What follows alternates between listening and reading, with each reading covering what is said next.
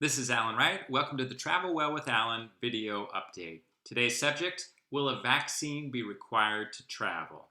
I know a lot of people, when I ask that question, their first brush response is no. How would that ever happen? Especially, we've learned a lot right now that even masks aren't popular with a lot of the population.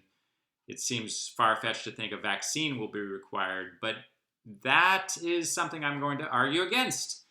The good news is we have these two vaccines that are clocking in at around 95% efficacy. That's way higher than expected. That's way higher than, for example, a flu vaccine.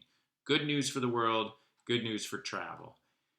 We also know that vaccines are required of certain individuals right now. Think about teachers and students and medical professionals and the military. All of them are required to get vaccines. It's a normal practice.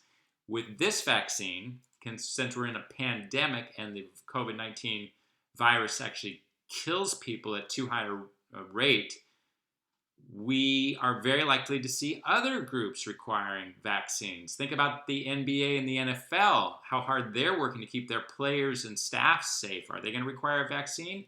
Very likely, yes. What about people wanting to go into an NFL stadium or an NBA arena? Very likely, yes. College sports? Probably yes. What about other businesses where their workers are at risk? Restaurants, grocery stores, will they require vaccines? Very possibly yes. So the vaccine is going to be a lot more widely accepted and spread than we might originally have thought it would be. That's my prediction. When we're looking at travel, the same thing is going to happen. We already have some countries that require vaccines of us if we want to go there. For example, yellow fever. If you're going to a country that has yellow fever risk, you're probably going to be required to get a vaccine before you go.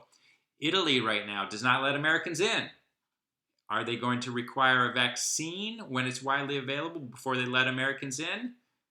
My guess is that they are going to require a vaccine, and it makes a lot of sense. They're trying to keep their own population safe, right? And so I think that vaccines will become required for travel. What about individual companies? Cruise ships. They're requiring COVID negative tests. It's not that different to require a vaccine. How about airlines? If not entire airlines, maybe specific flights or specific routes.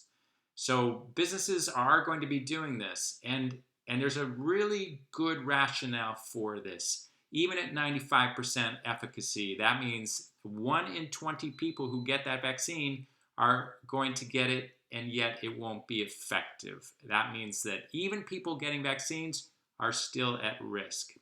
So if I'm running a conference with 100 people attending, and half the people don't get vaccines and half do, out of those 50 people, there are still a few that could get sick from the virus even though they got the vaccine. If I'm running a tour with 20 people and everybody gets the vaccine, one of those people still might be at risk. And so I kind of have to keep everybody's safety in uppermost mind by probably requiring a vaccine to go on our tours in 2021 once that vaccine is widely available and until the COVID pandemic is gone.